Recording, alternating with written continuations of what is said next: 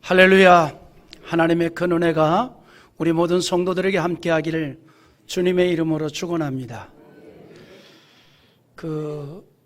이런 말이 있습니다. 현명한 사람은 한쪽에 치우치지 않는다. 중국의 고서 공례 3편에 나온 말입니다. 한쪽으로 치우치지 않는 중정의 도리가 이치를 말했습니다. 사람이 어느 한쪽에 치우치지 않고 중심을 딱 잡고 산다는 거 쉬운 일이 아니지요. 치우치지 않고. 그럼에도 불구하고 현명하게 살아가는 사람에게 참으로 필요한 게 있는데 좌로나 우로나 치우치지 아니하고 중심을 잡고 살아가는 일이에요. 우리가 사실 살면서 누구나 마찬가지지만 너무 좌나 우로 너무 강하게 나가면 그게 사실은 삶에 정작 나가야 될 방향을 놓치게 될 수가 있지요. 너무 극으로. 그래서 우리가 좌로나 우로나 치우치지 않고 이렇게 중심을 딱 잡고 간다는 거, 이 중요하다 이 말이죠. 하나님께서 모세의 뒤를 이어서 이스라엘을 이끌게 된 여호수아에게 그 얘기를 했습니다. 이스라엘 백성들을 약속의 땅으로 이제 모세가 이끌어야 되잖아요. 중대한 사명을 받았단 말이죠. 그런데 그냥 인간적으로 한번 생각해 볼 때 자기 스스로도 모세 선생님하고 자기하고 볼 때 인간적으로 너무 좀 차이가 나는 거예요. 왜냐하면 모세는 일단 애굽에서 그 바로 왕의 양자처럼 그 후계자처럼 40년 동안 애굽 최고의 물질 문명하에서 교육을 받았거든요. 그런가 하면 또 40년 동안 광야에서 또 영성 훈련을 또 받았고요. 그리고 하나님의 직접 부르심을 입어서 바로 왕을 굴복시킨 그런 지도자였는데, 그런 지도자가 이스라엘 백성들을 40년 동안 또 이끌었단 말이죠. 그거에 비하면 여호수아는 그냥 애굽에서 다른 이스라엘 백성들처럼 노예로 지나다가 종으로 지나다가 그 모세의 신복이 되어서 같이 광야 생활을 하다가 모세가 이제 죽게 되니까 이스라엘 리더가 됐단 말이에요. 그런데 이 여호수아에게 주어진 책임이 뭐죠? 이스라엘 백성들을 약속의 땅 가나안으로 끌고 가는 일입니다. 중대한 그런 그 책임을 맡았단 말이죠. 그때 하나님께서 여호수아에게 정말 강조한 게 뭘까요? 좌로나 우로나 치우치지 말라. 그리하면 너가 가는 길이 형통하게 될 것이다 그랬어요. 근데요, 이게 참 우리 인생도 말이죠. 너무 좌로나 우로나 극으로 가면 그게 좋은 열매가 안 나오는 것 같아요. 정치적으로도 그렇잖아요. 근데 중요한 건 뭐냐면 좌로나 우로나 치우치지 않고 중심을 잡아가야 하는데 무엇으로 중심을 잡느냐라고 하는 게 중요한 거예요. 무엇으로 중심을 잡느냐. 하나님께서 여호수아에게 좌로나 우로나 치우치지 말고 중심을 잡고 가야 되는데 이걸로 중심을 잡으라 그래요. 뭘로? 율법으로. 우리가 뭘로 중심을 잡느냐는 게 굉장히 또 중요한 거예요. 하나님께서 여호수아에게 율법으로 중심을 잡고 나가라 이렇게 말합니다. 여호수아 1장 7절의 말씀인데 같이 한번 읽어보겠습니다. 오직 강하고 극히 담대하여 나의 종 모세가 내게 명령한 그 명령을 다 지켜 행하고 우러나 저러나 치우치지 말라. 그리하면 어디로 가든지 형통하리니. 율법으로 중심을 잡으라는 말이 무슨 말이냐면 인간적인 생각이나 사람의 사상이나 그게 아니고 오직 하나님의 말씀으로 기준을 삼으라 이 말이에요. 하나님의 말씀으로 기준을 삼으라. 여러분, 우리 인간은요 생각하는 존재지 않습니까? 3살 먹은 아이도 생각이 많아요. 눈동자 왔다 갔다 하는 거 보세요. 사람은 생각하면서 살거든요. 그러다 보니까 다양한 생각들을 합니다. 그래서 때로는 서로 다른 생각과 사상으로 인해서 극단적 대립을 할 때도 있잖아요. 똑같은 사건을 놓고도 전혀 다르게 평가를 하지 않습니까? 똑같은 사건을 놓고도 극단적인 이 사상에 의해서 말들이 나오고 대립을 할 수도 있잖아요. 여러분, 그래서요 사람의 가르침이나 교훈을 내 중심을 잡는 데 사용하다 보면 수십 번씩 우리는 태도를 바꿔야 할 때가 있어요. 그 이유는 뭐냐면 사람의 가르침이라고 하는 것은 가변적이고 또 시한적이기 때문입니다. 그렇잖아요. 어제는 옳은 줄 알았는데 오늘 생각해보니까 그런 거였어요. 어제는 그런 줄 알았는데 오늘 생각해보니까 옳은 거였어요. 그런 일들이 얼마나 많아요. 대단히 많잖아요. 그래서 신앙의 사람들이 사람의 말이나 가르침을 따라 행동하다 보면 좌로나 우로나 치우칠 수밖에 없게 된다는 거죠.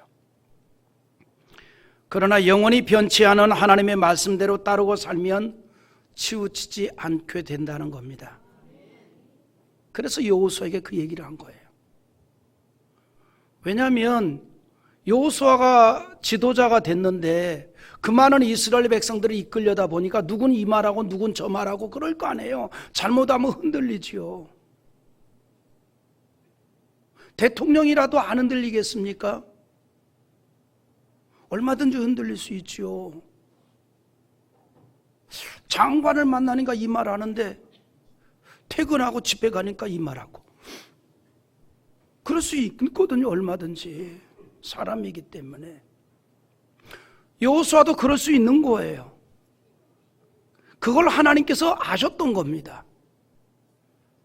그래서 좌로나 우로나 치우치지 않는데 중심을 잡아야 되는데 오직 율법으로 중심을 잡아라.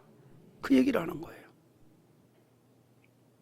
여러분, 우리 신앙이 그래서요 말씀을 중심에서 나가야 합니다.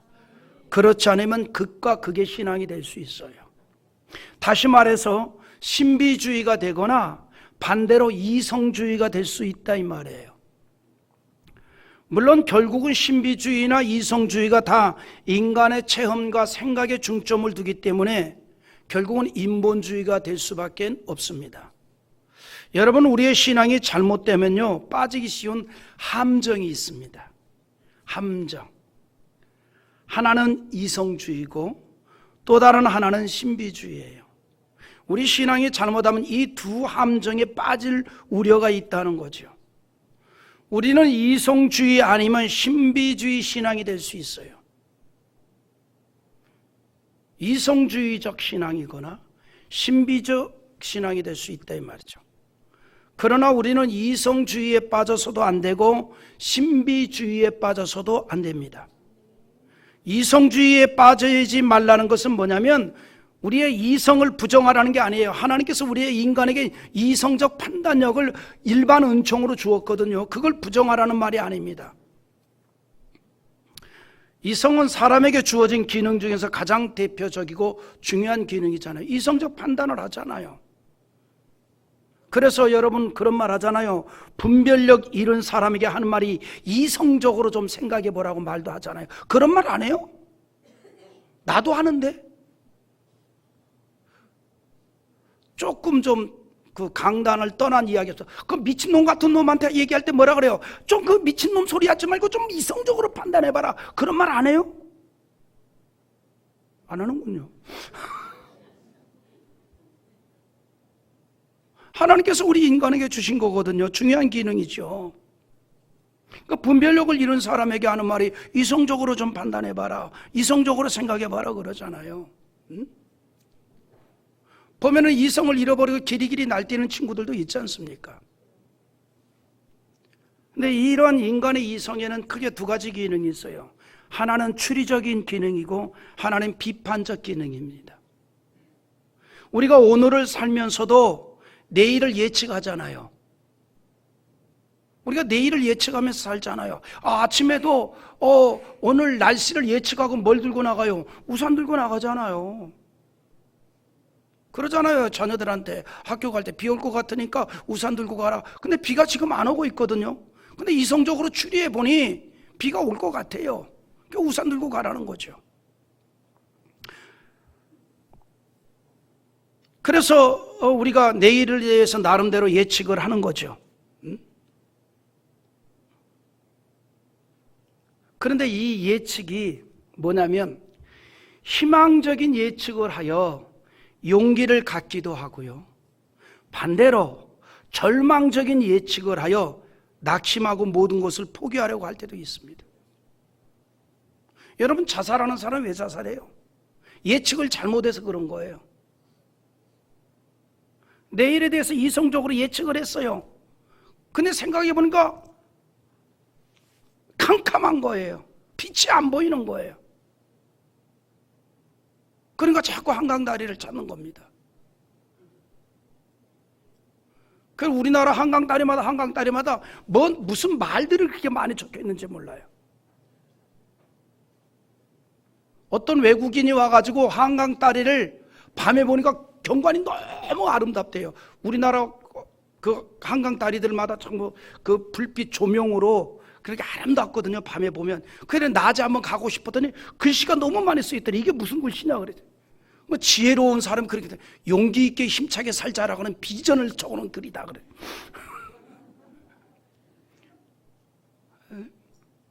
물론 그런 내용들이에요. 다 그런 내용들이죠. 여러분, 절망적인 예측을 해서 낙심하고 모든 것을 포기할 때도 있지요. 이런 사람이 가진 추리적 기능, 이 추리적 기능이 순기능이 돼야 되거든요. 희망적이고 비전을 지닌 추리적 기능이 돼야 된다 이 말이에요. 이성에는 또 하나 비판적 기능이 있습니다. 판단하고 비평하는 기능입니다. 이것이 발전을 가져올 수도 있지요. 그러나 앞으로 나가는 일에 저해가 될 수도 있습니다. 여러분, 비판이 발전이 되기도 하지만 저해가 되기도 한다 이 말이죠. 어떤 경우에 비판을 위해서 비판만 하면 발전이 없습니다. 사람이 이성주의에 빠지면 모든 일이 자기 생각, 자기 체험으로 빠지게 됩니다. 자신의 경험치 내에서만 모든 것을 믿으려 하고 받아들이려고 해요. 심지어 이성의 입각에서 성경도 보려고 합니다. 신앙적인 판단도 자기 생각의 범주를 벗어나질 못하는 거예요. 예수님에 대해서 공격을 했던 유대인들이 왜 그렇게 공격을 한 줄 알아요? 예수님의 가르침에 대해서 자기들이 가지고 있는 생각의 범주에서만 이해를 하니 예수님의 말씀을 제대로 받을 수가 없고 오히려 예수님의 말씀을 들으면 들을수록 적개심만 생기는 거예요. 여러분, 우리가 이렇게 예배를 같은 자리에 앉아서 똑같은 하나님의 말씀을 들으면서도 어떤 사람은 은혜를 가득 받는 사람이 있는가 하면 어떤 사람은 이 설교를 들으면 들을수록 더 그냥 시험이 드는 사람이 있고 어떤 사람은 아무 생각도 없는 사람이 있어요. 근데 설교를 들으면서 계속 시험이 드는 사람의 특징이 뭐예요? 자기의 생각이 이미 다 결정이 돼 있어요. 그 범주 내에서 받으려고 하니까 충돌이 되면 거부하는 거예요. 예수님 시대의 유대인들이, 예수님을 공격했던 유대인들이 그랬다는 거죠. 자기들의 생각의 범주에서만 이해를 하니 예수님의 말씀을 제대로 받을 수가 없고 예수님 말씀을 들으면 들을수록 뭐만 생겨요? 적개심만 생기는 거예요. 적개심만 생긴다 이 말이죠. 그러나 여러분, 우리는요, 하나님의 말씀을 믿음으로 받아야 합니다. 믿음으로. 아멘입니까? 하나님의 말씀을 먼저 우리가 믿음으로 받고 나서 이성을 발동시키면 쉽게 이해가 되는데, 믿음 없이 이성부터 발동시키면 의심밖에 나오지 않는 거예요. 의심밖에 나오지 않는 겁니다. 우리 사도행전에 보면요, 베레아 지방 교회 성도들이 나옵니다. 그들은요, 사도들이 전하는 하나님의 말씀을 믿음으로 받았어요. 아멘 하고 믿음으로 받았어요. 그리고 그 말씀을 이성적으로 깊이 있게 살펴보았습니다. 그리고 나서 제2의 또 다른 깨달음이 있는 거예요. 그 신앙이 성장하는 거예요. 사도행전 17장 11절의 말씀인데 한번 읽어보시기 바랍니다. 베레아에 있는 사람들은 데살로니가에 있는 사람들보다 더 너그러워서 간절한 마음으로 말씀을 받고 이것이 그러한거 하여 날마다 성경을 사고하므로. 여기 중요한 게 있어요. 베레아에 있는 사람들은 데살로니가에 있는 사람들보다 더 너그러워서 그랬어요. 여기 너그럽다는 말이 무슨 말이냐면 마음이 좁지 않고 넓다 이 말이에요. 무엇에 대해서? 사도들이 전하는 말씀에 대해서 마음이 좁지 않고 넓다 이 말입니다. 그래서 넓은 마음이 되었기에 사도들이 전하는 말씀에 대해서 그 넓은 마음으로 수용을 했던 거예요. 받아들였다 이 말입니다. 여러분, 사람의 마음이요, 상황에 따라서는요, 또 사람에 대해서도 넓어지기도 하고 좁아지기도 할 때가 있잖아요. 어떤 것에는 마음이 너무나도 넓어지는데 또 어떤 것에는 마음이 너무나도 좁아질 때가 있잖아요. 여러분, 우리는요, 가족에 대해서는 태평양보다 더 넓은 마음을 가지고 살아야 돼요. 어째 왜 아멘이 안 나와?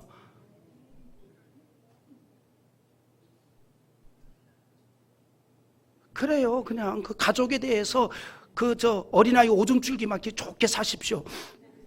그러면 그 가정이 행복하겠어요? 아내가 남편에게 마음이 넓어야지요. 그래야 다 수용이 되는 거예요. 남편이 아내에게 마음이 넓어야지요. 그래야 다 수용이 되는 거예요. 어떤 년한테 넓은 마음을 가지려고 자기 마누라한테 좁은 마음을 가져요?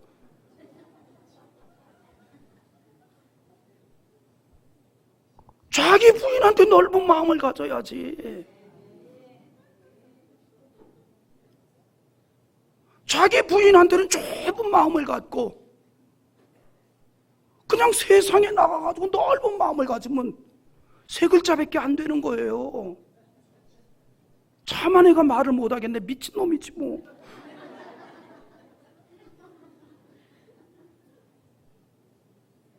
여러분, 우리가 가족에게 넓은 마음을 가져야 돼요.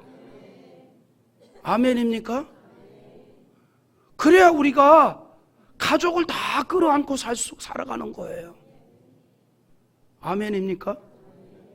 우리 뭐 넉넉히 그렇게 살고 있지요? 근데 아멘에 가다가 자빠지는 사람도 있어요. 우리가 가족에 대해서 넓은 마음을 가져야죠. 자, 우리가 신앙생활합니다. 마찬가지예요. 예수님에 대해서 넓은 마음을 가져야 돼요. 교회에 대해서 넓은 마음을 가져야 돼요. 그럴 때 주님의 은혜를 우리가 받아들이게 되고 또 신앙적인 모든 것을 우리가 받아들이게 되는 거예요. 오늘 왜 이렇게 설교가 직설적이지?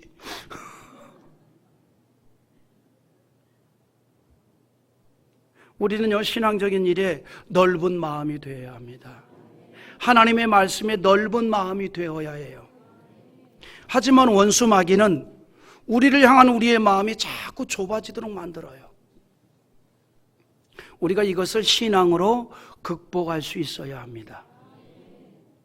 여러분, 우리의 육체가 혈관에 노폐물이 쌓여서 좁아지면 혈관 질환에 걸리잖아요. 우리의 신앙도 하나님과 소통이 잘 되도록 넓어져야 됩니다. 그러나 다양한 시험거리로 인하여서 막혀버리면 신앙이 있어 병이 들게 된다는 거죠.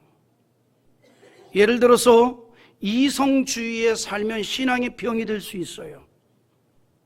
따라서 이성의 능력을 제한하면서 믿음 위에 서서 성경을 이해할 수 있어야 된다는 겁니다.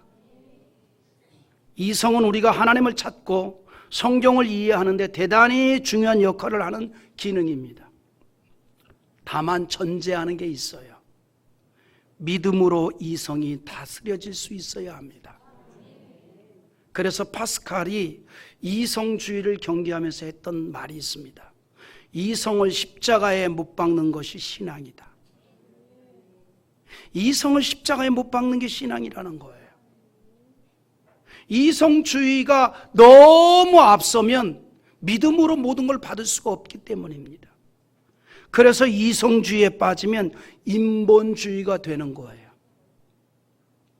하나님 중심이 아니고 성경 중심이 아니고 교회 중심이 아니고 내 생각이 중심이 되어버린다는 겁니다. 그래서 우리가 이성주의를 경계해야 합니다. 그와 함께 우리가 경계할 것이 있는데 신비주의입니다. 신비주의가 뭐냐면 오직 신비적 체험만을 중요하게 여기는 거예요. 여러분, 신비와 신비주의는 다른 거예요. 기독교는 신비가 있습니다. 하나님의 역사가 신비예요.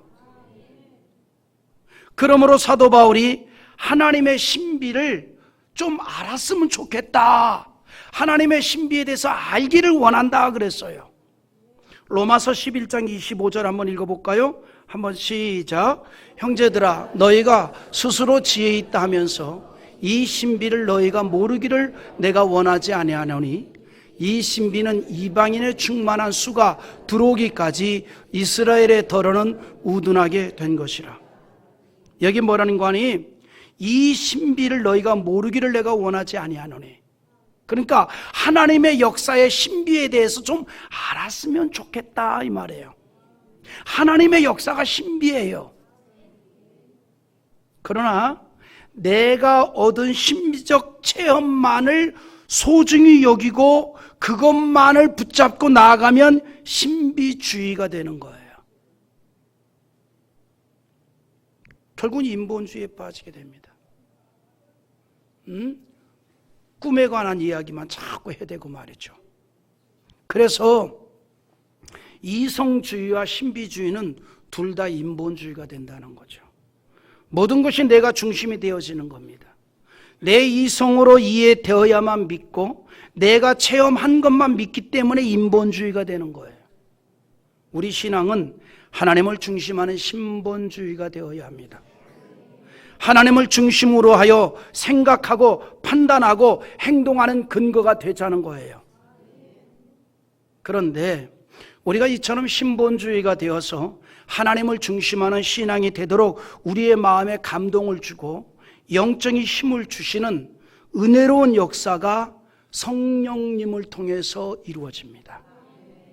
그래서 성령의 임재는 우리 신앙생활에 절대적으로 필요한 거라는 거예요.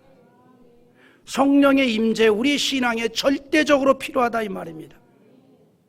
물론 이 성령의 임재는 예수를 믿음으로 죄사함 받고 하나님의 자녀에게 주어지는 은혜로운 선물입니다. 모든 하나님의 자녀들에게 주어지는 은혜입니다. 그래서 오늘 38절에 보면 이런 말씀을 해요. 같이 읽어보죠. 베드로가 이르되 너희가 회개하여 각각 예수 그리스도의 이름으로 세례를 받고 죄 사함을 받으라. 그리하면 성령의 선물을 받으리니. 할렐루야. 여러분, 기독교의 시작인 초대교회는요, 위대한 선생이나 사상과 교훈에 의해서 생긴 게 아닙니다. 어떻게 시작이 됐습니까? 온전히 신비로운 성령의 역사로 인하여 시작이 되었다. 이렇게 성경은 우리에게 증거하고 있습니다. 예수님께서 승천하시면서 제자들에게 하신 말씀이 있어요. 정말 강조한 게 뭐냐면 예루살렘을 떠나지 말고 아버지께서 약속하신 것을 받으라라고 하면서 사도행전 1장 5절에 요한은 물로 세례를 베풀었으나 너희는 몇 날이 못되어 성령으로 세례를 받으리라 하셨느니라 하니 그랬어요.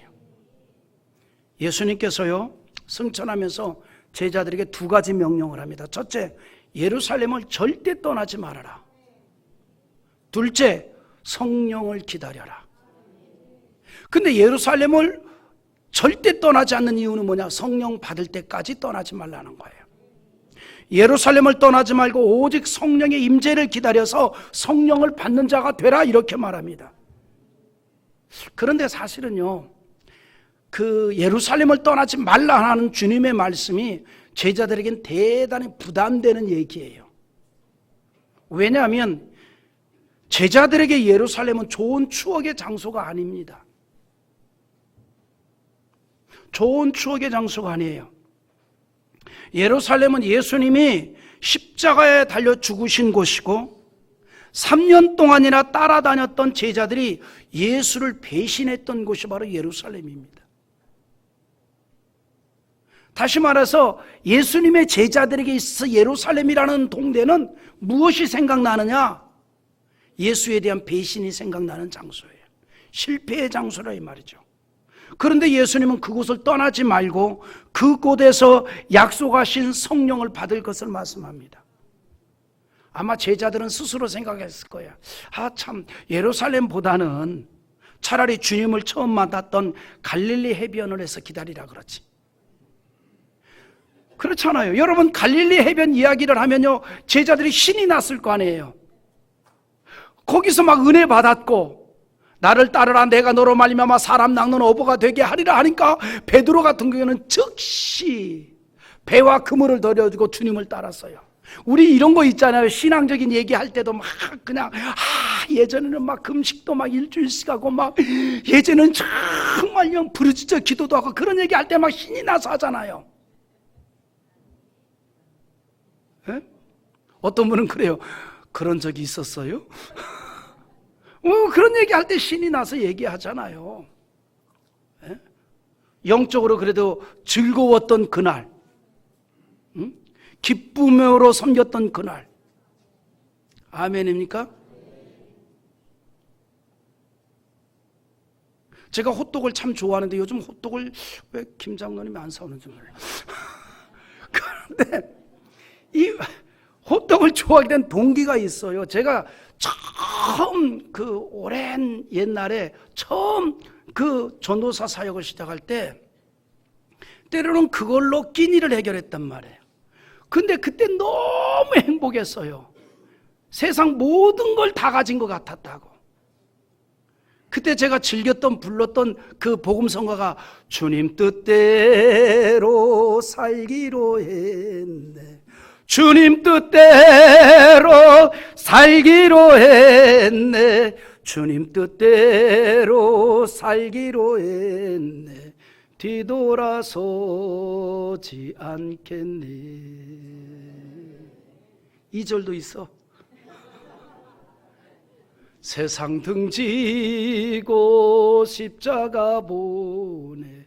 세상 등지고 십자가 보내. 뭐 이런 거예요. 그런데 그 와중에도 불기둥 전도단 만들어 가지고 예수 믿고 천국 갑시다 노방 전도하러 다니고. 근데 그때는 온 세상을 하나님이 나에게 주신 목양지요 사역지요 선교지로 보였다. 가장 행복했던 시절이죠. 가장 행복했던 시절. 여러분 사람마다 그 어떤 추억의 장소들이 있잖아요. 제자들에게 있어서 갈릴리 해변은 그들의 삶의 터전이면서도 동시에 주의 부르심을 받았던, 그리고 믿음으로 결단했던, 자랑하고 싶고 얘기하고 싶은 장소예요. 그런데 거기서 좀 기다리라고 하고 거기서 성령을 받으라고 하지 실패의 장소 예루살렘에서 기다리라는 겁니다. 사람은요, 일반적으로 실패하고 안 좋은 추억이 있는 장소에 머물러 있기를 원치 않습니다. 될 수 있으면 성공하고 환영받았던 곳에 더 마음이 끌리게 됩니다. 아마 제자들도 같은 심정이었을 겁니다. 하지만 예수님은 그 실패의 추억이 있는 예루살렘을 떠나지 말라라고 합니다. 우리는 이 말씀을 통해서 신앙생활의 가장 기본적인 교훈을 얻을 수 있습니다. 신앙이란 나의 감정이나 기분이 아니라 주님의 뜻을 따르는 겁니다. 우리 신앙이 개인의 감정을 따라서 영향을 받는다면 그거는 이성주의가 되는 거예요. 하지만 사람은 감정이 있고 그것이 행동에 영향을 주고 있습니다. 사람의 감정과 기분은요, 환경적인 영향을 받고 있고 그것이 행동에도 영향을 줍니다. 그럼에도 불구하고 우리는 신앙으로 살아가기 위해서 이성주의를 벗어나도록 힘써야 합니다. 바울이 그랬어요. 힘써서 노력했습니다. 심지어 자신의 생각이 주장치 못하도록 날마다 죽는데요, 자기를 날마다 죽였습니다. 자기를 쳐서 복종시키기까지 했다는 거예요. 우리 고린도전서 15장 31절 한번 읽어봅니다. 형제들아, 내가 그리스도 예수 우리 주 안에서 가진 바 너희에 대한 나의 자랑을 두고 단언하노니 나는 날마다 죽노라. 바울은 날마다 자아를 죽였다는 거예요. 자꾸만 자라난 자기 존재를 억제시켰다는 겁니다. 어떻게 그렇게 하였습니까? 고린도전서 9장 27절을 한번 또 읽어보겠습니다. 내가 내 몸을 쳐 복종하게 하면 내가 남에게 전파한 후에 자신이 도리어 버림을 당할까 두려워함이로다. 바울은요, 세상의 모든 걸 다 배설물로 여기고 오직 주의 복음만을 전하는데 일생을 던졌습니다. 그런데 바울이 어느 날 이런 생각이 들어요. 정작 나는 복음을 전해서 많은 사람을 구원했는데 내가 정작 주님께로부터 버림을 당하면 어떻게 되지? 그래서 그도 한 사람의 성도가 되어서, 한 사람의 신앙인이 되어서 하나님의 은혜를 계속 사모했다는 거예요. 이것이 우리의 모습이 되어야 합니다. 저나 여러분이 나의 모습이 되어야 된다 이 말이죠. 저는 여러분들 앉아서 예배드리고 저는 항상 서서 예배를 드립니다. 목사는요, 서서 예배를 드리는 게 또 은혜예요. 목사가 앉아서 예배 드린다는 것은 회중 속에 있다는 얘기 아닙니까? 서서 예배 드리는 게 은혜지요. 그러나 중요한 것이 있습니다. 이렇게 예배를 인도한다 할지라도 나도 한 사람의 성도로서 구원받은 백성이 돼야 된다는 거죠. 그래서 저도 은혜를 받아야 돼요. 하나님의 은혜를 받아야 돼요. 주께서 우리의 생명을 부르는 그날까지 우리는 주의 은혜를 받고 사는 자들이 돼야 된다 이 말이죠. 제자들에게 예루살렘은 실패의 장소입니다. 그러나 예수님은 그 실패의 장소에서 다시 일어날 것을 말씀하고 있는 겁니다. 실패의 장소를 피하라는 게 아니라 거기서 일어나라는 거예요. 그곳에서 성령을 받고 능력 있는 사도로 일어날 것을 주님은 기대한 겁니다. 그래서 약속하신 그 하나님 아버지께서 약속하신 그것을 기다리라는 거예요. 뭐예요? 성령을 기다리라는 겁니다. 비록 주님을 배신했던 실패의 순간이었지만, 그러나 하나님이 약속하신 성령을 통해서 사도다운 모습으로 일어날 수 있다라고 하는 비전을 깨우쳐 준 겁니다.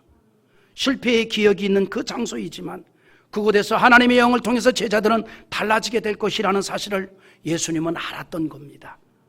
제자들이 성령을 받으면 달라진다는 것을 주님은 믿었어요.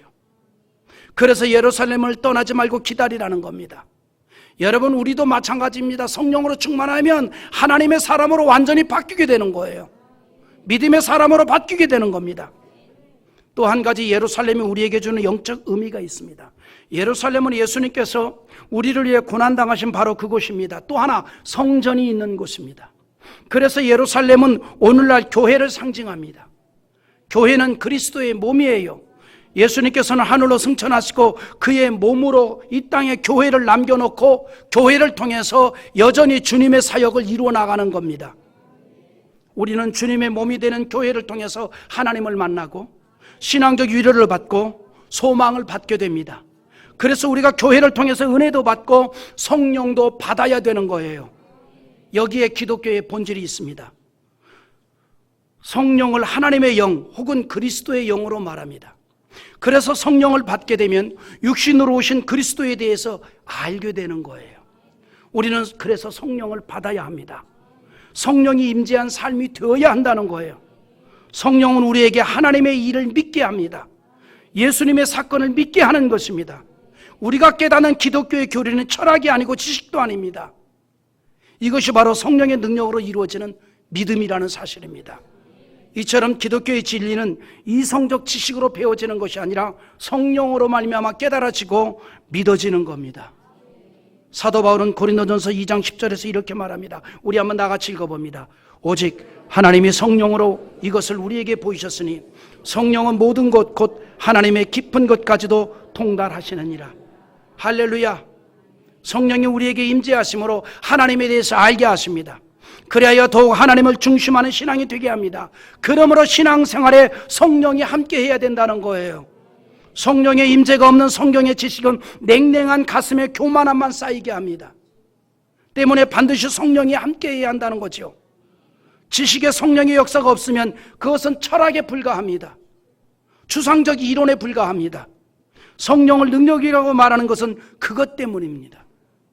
성령이 너에게 임하시면 너희가 권능을 받는다 그랬어요. 성령이 임재하면 우리가 신앙의 능력이 있게 됩니다. 하나님의 일에 충성하는 능력이 있습니다. 여러분, 예수님께서 제자들을 택하시고 3년 동안 함께 생활하면서 가르치신 이유는 그들을 통해서 주님의 일을 하도록 하기 위함이었어요. 그 일을 능력으로 하도록 할 수 있기 위해서 예수님은 성령을 받으라 그랬습니다. 그리고 예수님의 제자들과 성도들이 성령을 받으니 달라졌습니다. 생각이 달라졌고 신앙에 대한 각오와 결단이 달라졌고 삶이 달라졌습니다.